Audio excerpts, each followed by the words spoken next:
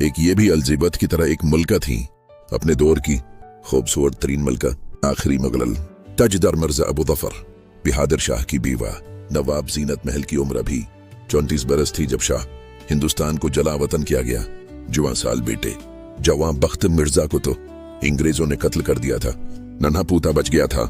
एक मुलाजमा थी, ये थी कल सल्तनत। मलका को मशूरा दिया गया कि बूढ़े बादशाह के साथ रंगून काला पानी जाने से बेहतर है यहाँ रह जाओ। जवाब था जीना मरना बादशाह हुजूर के साथ, रंगून के कैद खाने में मगल शाही खानदान के साथ। जो सलूक किया गया वो दुनिया के किसी शाही खानदान के साथ नहीं हुआ।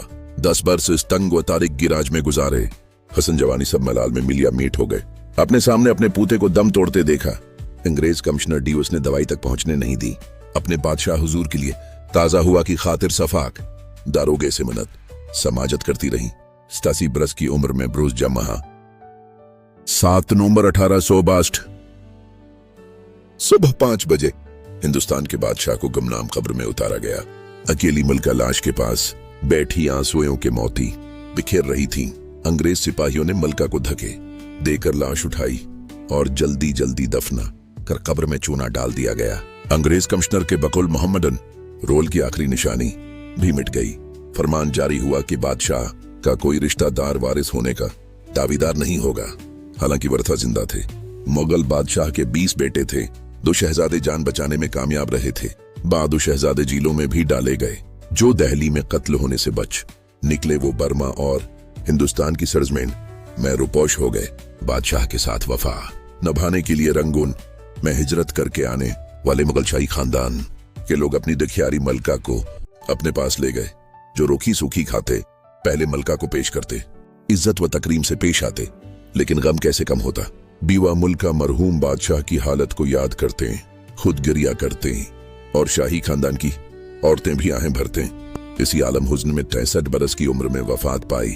बर्मा के मुसलमानों ने मलका को भी बादशाह हुजूर के पहलू में दफना दिया। बाद ईजान चंदा जमा करके दरगाह बना दी गई।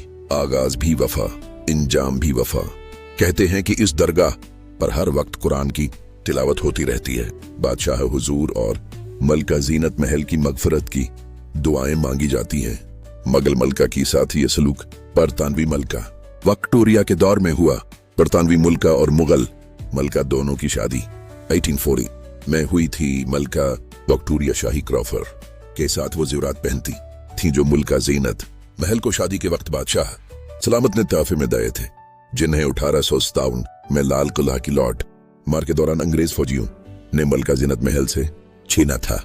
ये नादिर जरूर जवाहरात मलका जब्त दौइम भी पहनती। रैंक बकवानूर हीरा अपने ताज में सजाती थी। मलका की जाती मिल्कियत में मुगल खानदान से लौटी हुई दौलत भी शामिल है। मलका जब्त को सरकारी तौर पर याद रखा जाएगा, लेकिन मलका जीनत महल करोड़ों लोगों के दिलों में बगैर शाही प्रोटोकॉल के जिंदा रहेंगी।